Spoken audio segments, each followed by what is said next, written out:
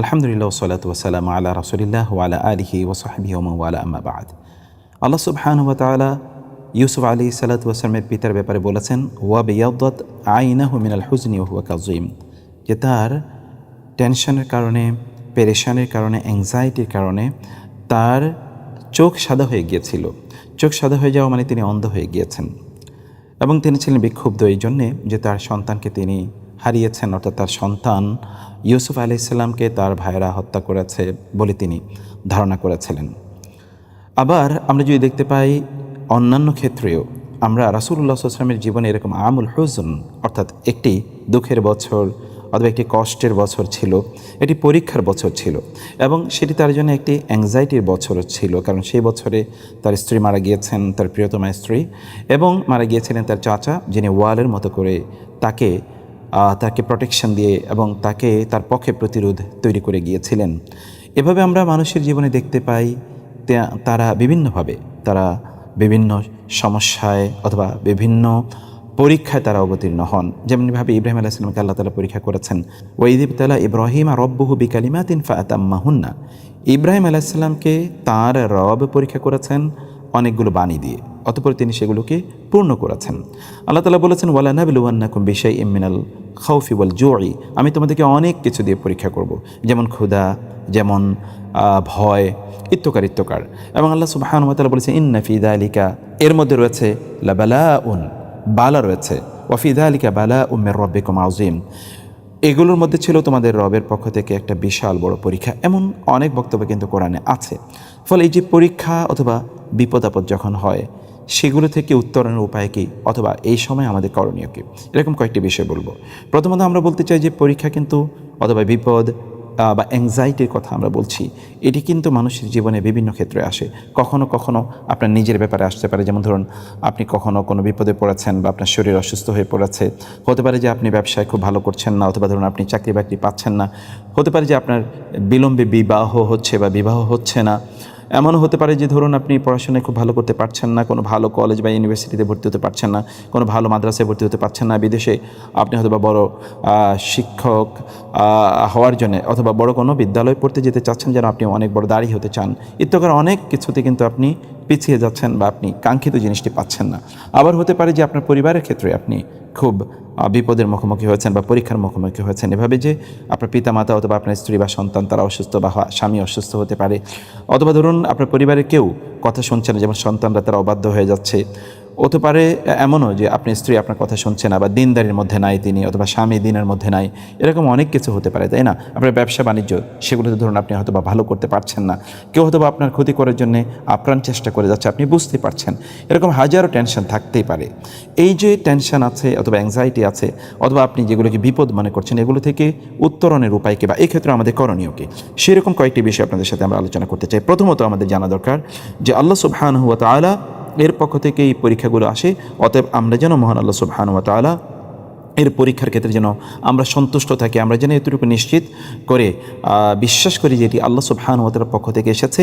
অতএব আল্লাহ সুবহানাহু ওয়া তাআলা এটি আমাদের জন্যে তিনি সিদ্ধান্ত নিয়েছেন। যেমনিভাবে সালাফরা তারা মনে করতেন যে তাদের প্রত্যাশা অনুসারে কোনো জিনিস যদি না ঘটতো, তখন তারা 10 গুণ বেশি খুশি হতেন, এই জন্য যে তার প্রত্যাশা অনুসারে হয়নি বা তার সিদ্ধান্ত অনুসারে হয়নি, তার পরিকল্পনা অনুসারে হয়নি, কিন্তু আল্লাহর প্ল্যান অনুসারে হয়েছে। আর আল্লাহর প্ল্যান তো ব্যক্তির প্ল্যানের চেয়ে অনেক অনেক উত্তম, সেই জিনিসটি তারা ভেবে নিতেন। আমাদেরও মনে হচ্ছে এরকম একটি বিষয় মেনে নেওয়া দরকার। ইবনুল কাইয়িম রাহিমাহুল্লাহ তিনি তার মাদারিজ সালিকিন গ্রন্থে এই কথাটি উল্লেখ করেছেন।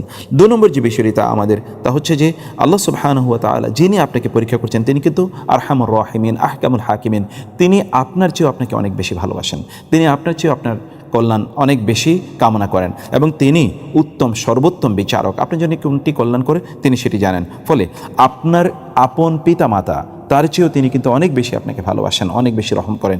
সেই বিশ্বাস নিয়ে আপনাকে এই যে বিপদ অথবা যদি কোনো পরীক্ষার মুখোমুখি হন, তাইলে সেটিকে আপনাকে ধরে নিতে হবে। 3 নম্বর যে বিষয়টি তা হচ্ছে যে আপনাকে মনে রাখতে হবে যে এটি আল্লাহ সুবহানাহু ওয়া তাআলার পক্ষ থেকে একটা মেডিকেশন, একটা দাওয়া, যেই দাওয়াটি আপনাকে আল্লাহর কাছাকাছি নিয়ে যাবে। কারণ কি জানেন, কখনো কখনো আমরা মহান আল্লাহ তাআলাকে ভুলে যাই, তখন আল্লাহ সুবহানাহু ওয়া তাআলা ঝাঁকুনি দিয়ে অথবা কোনো একটা বিপদের মধ্যে ফেলে, কোনো একটা পরীক্ষার মাধ্যমে তিনি তার কাছাকাছি আমাদেরকে নিয়ে যান। এই জন্যে কখনো কখনো আমরা আল্লাহকে যখন ভুলে যাই, যেটি আমাদের জন্য ভয়াবহভাবে একটি ক্ষতিকর একটি পথ। যেমন ধরুন আপনি একটি ভুল পথে যাচ্ছেন, কেউ আপনাকে একটা হেঁচড়া টান দিয়ে সেখান থেকে নিয়ে এসেছে। কেন নিয়ে এসেছে? কারণ আপনি অন্যথায় বিপদের মুখে যাবেন। আপনার সন্তান হতে পারে আগুন স্পর্শ করতে যাচ্ছিল, অথবা ধরুন কোনো ধারালো কোনো অস্ত্র ধরতে যাচ্ছিল, আপনি তখন তাকে একটা হেঁচকি টান দিয়ে সেখান থেকে নিয়ে এসেছেন। কেন? কারণ সে তো জানে না, তাকে রক্ষা করার জন্য আপনি এটি করেছেন। আল্লাহ সুবহানাহু ওয়া তাআলাও কখনো কখনো আপনাকে বা আমাকে পরীক্ষা বা বিপদে ফেলেন। এটি আমাদের জন্য কল্যাণকর এবং এটি আমাদের জন্য মেডিকেশন বা এটি আমাদের জন্য রোগ মুক্তির মতো করে কাজ করবে। আমাদেরকে জানতে হবে যে এগুলো আমাদেরকে ধ্বংস করে দেওয়ার জন্য আসেনি, বরং আমাদেরকে পরীক্ষা করার জন্য এসেছে আমরা কতটুকু ধৈর্যশীল। আল্লাহ সুবহানাহু ওয়া তাআলা আমাদের ধৈর্য পরীক্ষা করেন এবং ইন্নামা সবরু সবর, ইন্নামা জাজা উসবরি সবর, বা ধৈর্যের যে ফলাফল, সেই ফলাফল তো আপনি জান্নাত হিসেবে ইনশাআল্লাহ পাবেন। ইন্নামা ইউওয়াফাস সাবিরুনা আজরাহুম বিগাইরি হিসাব। আল্লাহ তাআলা ধৈর্যশীলদেরকে তাদেরকে সর্বোত্তম প্রতিদান প্রদান করবেন বেগাইরি হিসাব, অর্থাৎ কোনো ধরনের হিসাব নিকাশ ছাড়াই তাদেরকে আল্লাহ তাআলা তাদের প্রতিদান পরিপূর্ণভাবে প্রদান করবেন। সেজন্য এই বিশ্বাসটি আমাদেরকে অবশ্যই রাখতে হবে। আল্লাহ তাআলা আপনাকে পরীক্ষার জন্য নির্বাচন করেছেন, এটি তো অনেক বড় বিষয়। এই জন্যে আপনাকে সন্তুষ্ট চিত্তে এটিকে ধারণ করতে হবে।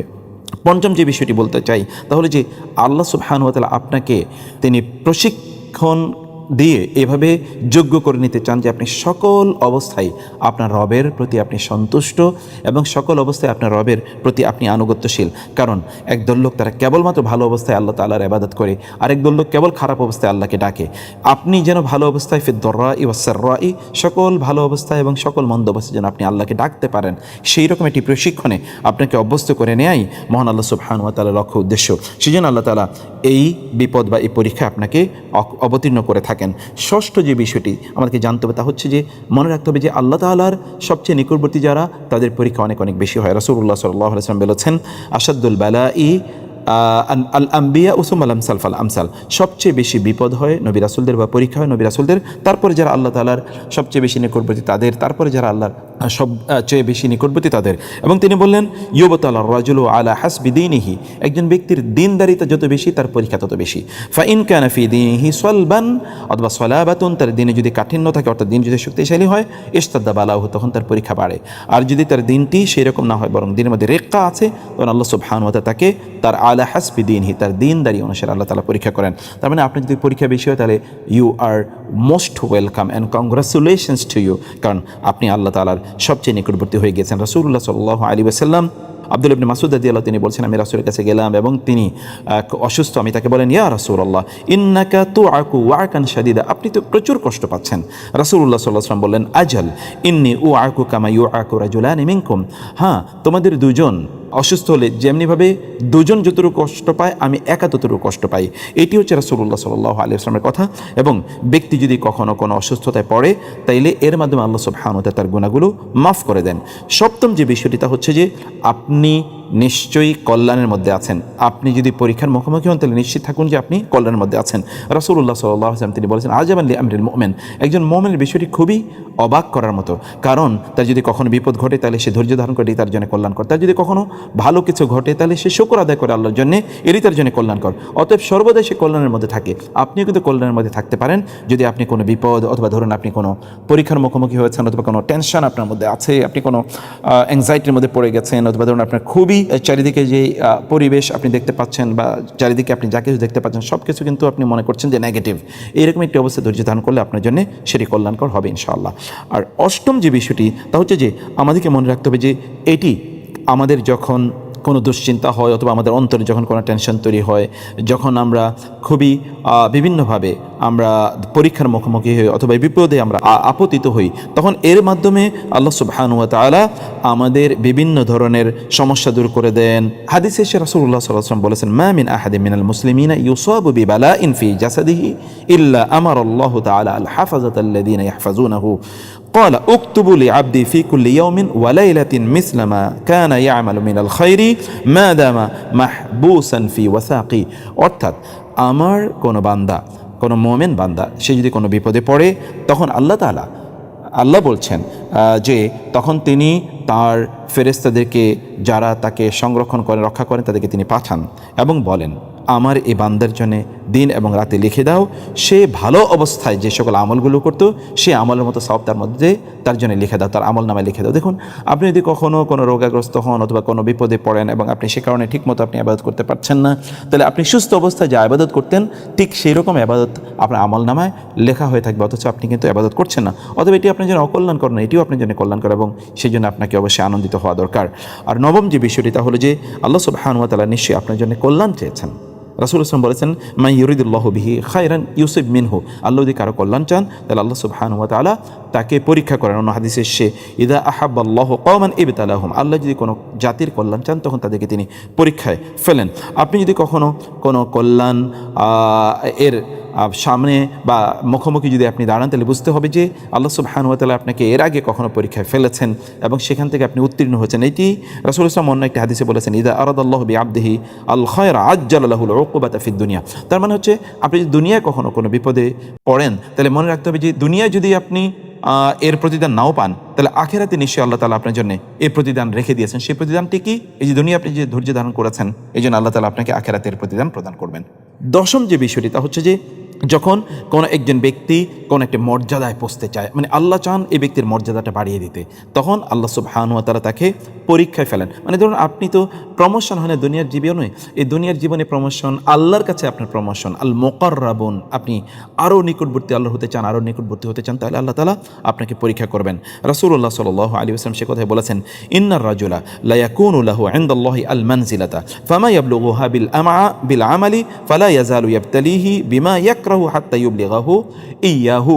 কোনো একজন ব্যক্তি কোনো একটা মর্যাদায় পৌঁছার কথা, কিন্তু তার আমলের মাধ্যমে সেই মর্যাদায় পৌঁছতে পারছে না, ফলে আল্লাহ সুবহানাহু ওয়া তাআলা তাকে পরীক্ষা ফেলেন এবং পরীক্ষা ফেলার মাধ্যমে আল্লাহ তাআলা তাকে সেই মর্যাদা নিয়ে যান। ফলে আপনি কিন্তু পরীক্ষায় অবতীর্ণ হয়ে অথবা ধরুন বিভিন্ন বিপদ আপদের মুখোমুখি হয়ে আপনি বিভিন্ন সমস্যায় পড়ে আপনি কিন্তু আল্লাহর আরও নিকটবর্তী, আরও প্রিয়ভাজন হয়ে যেতে পারেন। কেবল আপনাকে কী করতে হবে? ধৈর্য ধারণ করতে হবে, শুকর আদায় করতে হবে, আল্লাহর কাছে প্রার্থনা করতে হবে।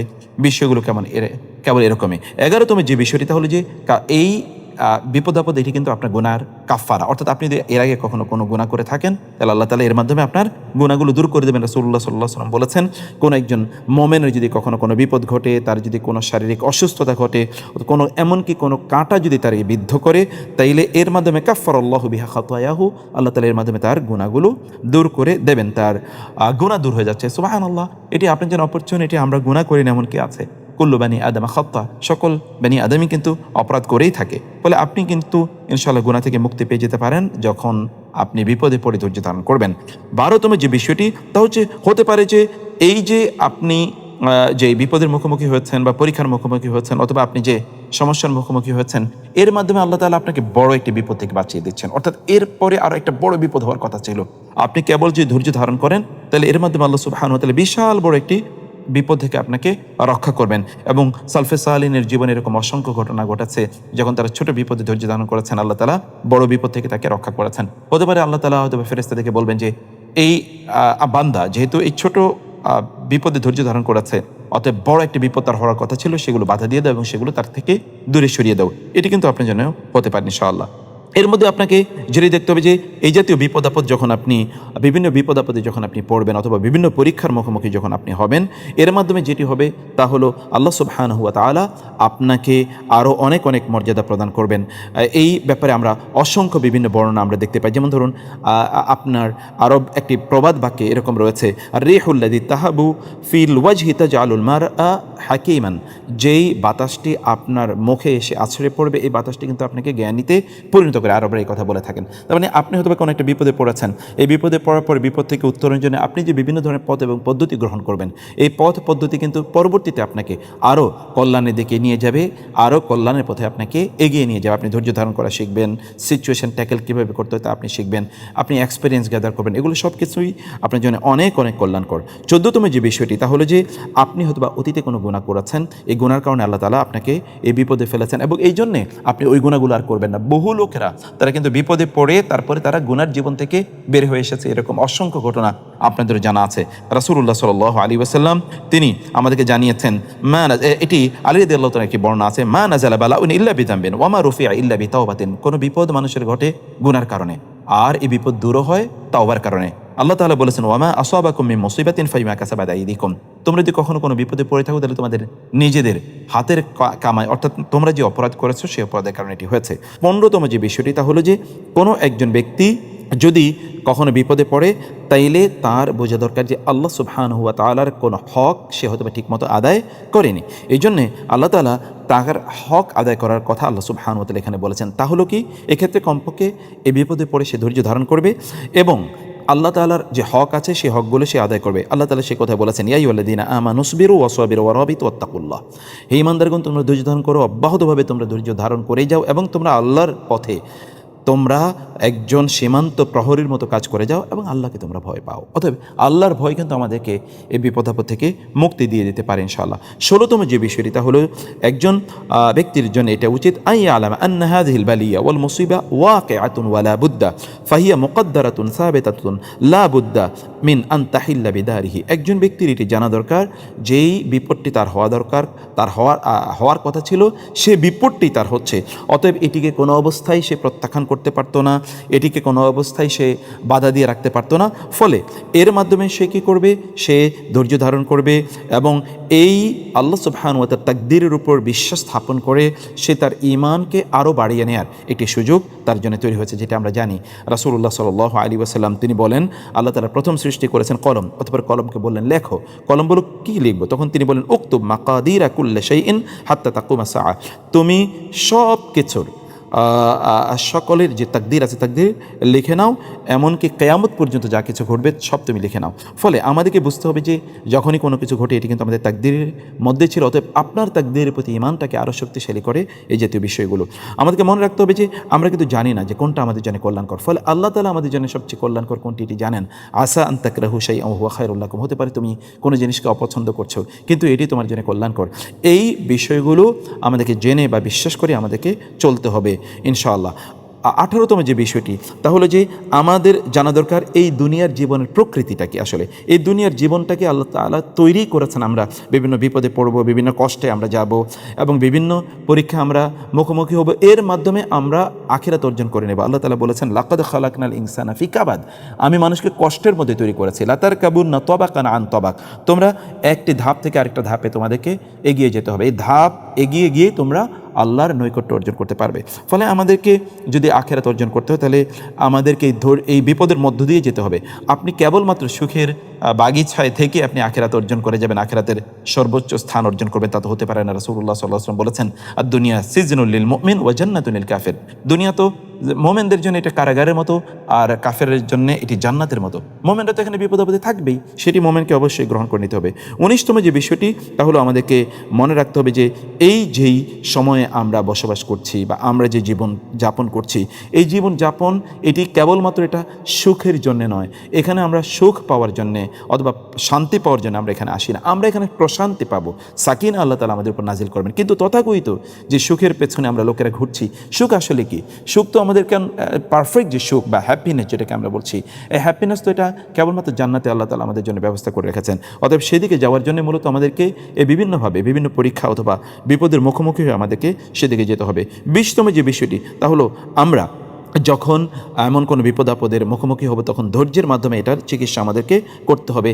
আর এই ধৈর্য কেবলমাত্র এমন নয় যে আমরা হাহুতাশ অথবা হাহাকার করেই তারপরে আমরা ক্লান্ত হয়ে এরপরে ধৈর্য ধারণ করবো, ব্যাপারটি কিন্তু এরকম নয়। বরং আমাদের ব্যাপার হচ্ছে রাসূলুল্লাহ সাল্লাল্লাহু আলাইহি ওয়াসাল্লাম বলেছেন মান ইয়াতাসাব্বার ইউসাব্বিরুহুল্লাহ, কেউ যদি অব্যাহতভাবে ধৈর্য ধারণ করে তাহলে আল্লাহ তাআলা তাকে ধৈর্যশীলদের অন্তর্ভুক্ত করে নেবেন।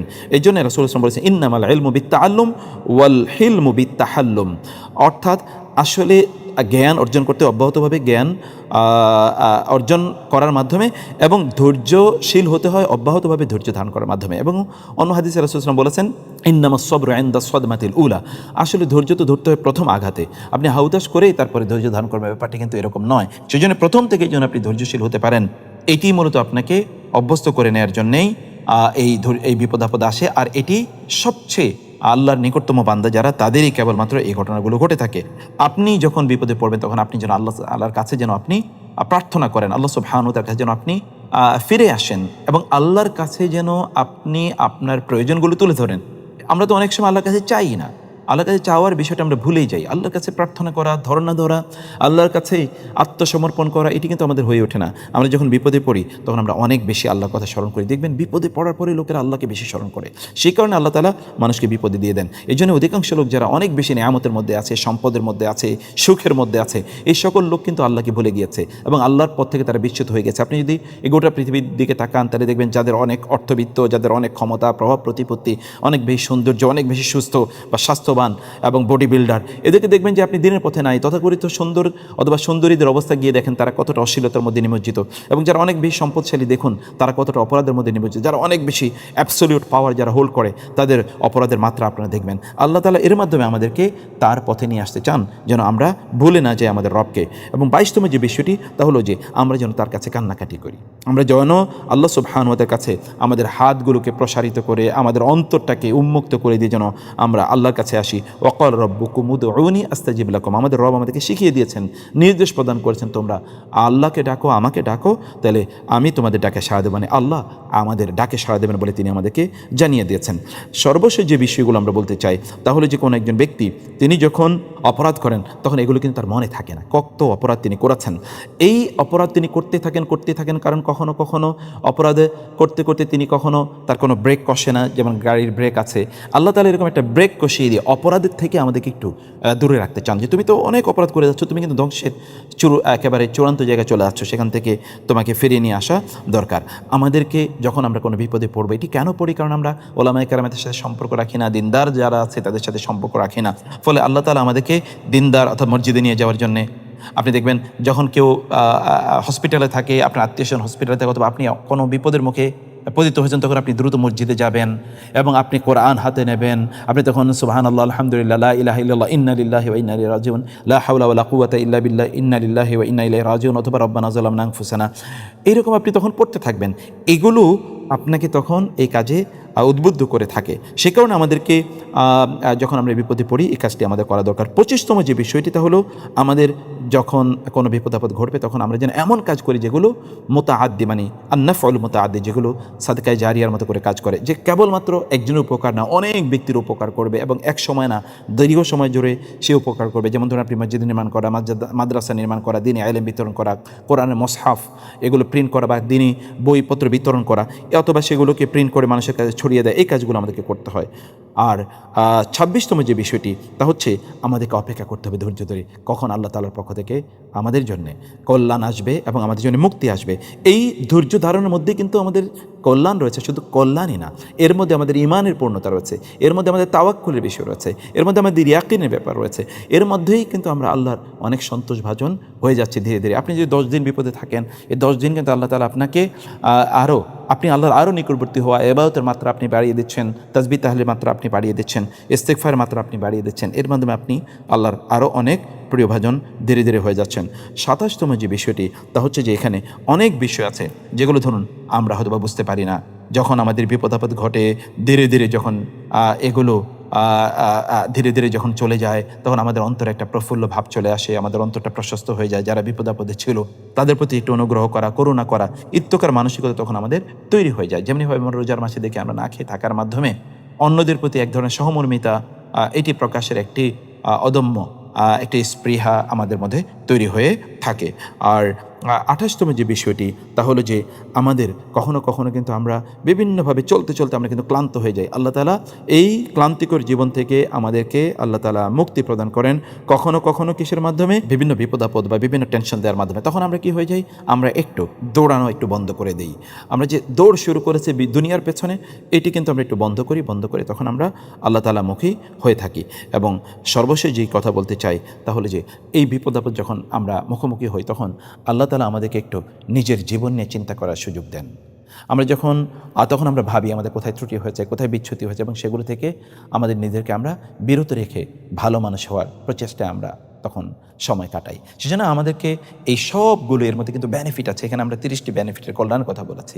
এই কল্যাণগুলো আমাদের জন্য রয়েছে, আর ধীরে ধীরে এর মাধ্যমে কিন্তু আমরা আল্লাহর প্রিয়ভাজন হয়ে জান্নাতের পথে আমরা চলে যেতে পারি। সেজন্য বিপদ আপদ যখন হয় হাহুতাশ করবেন না, যখন বিপদ আপদ হয় তখন ইন্না লিল্লাহি ওয়া ইন্না ইলাইহি রাজিউন উলাইকা আলাইহিম সালাওয়াতু মির রাব্বিহিম ওয়া রাহমা ওয়া উলাইকা হুমুল মুফলিহুন। আল্লাহ তাআলা বলেছেন, যারা বিপদ আপদে পড়ে তারপর ধৈর্য ধারণ করে আল্লাহর কাছে তারা ফিরে আসে, আল্লাহ তাআলার স্পেশাল রহমত এদের উপর বর্ষিত হবে এবং এরাই প্রকৃত অর্থে সফল কাম। আল্লাহ তাআলা আমাদেরকে তাদের অন্তর্ভুক্ত করুন। হাযা ওয়া সাল্লাল্লাহু সুবহানাহু ওয়া তাআলা নবিয়ানা মুহাম্মদ ওয়া আলিহি ওয়া সাহবিহি আজমাইন। সুবহানাকাল্লাহুম্মা ওয়া বিহামদিকা আশহাদু আল্লা ইলাহা ইল্লা আনতা আস্তাগফিরুকা ওয়া আতুবু ইলাইক। ওয়াসসালামু আলাইকুম ওয়া রাহমাতুল্লাহি ওয়া বারাকাতুহু।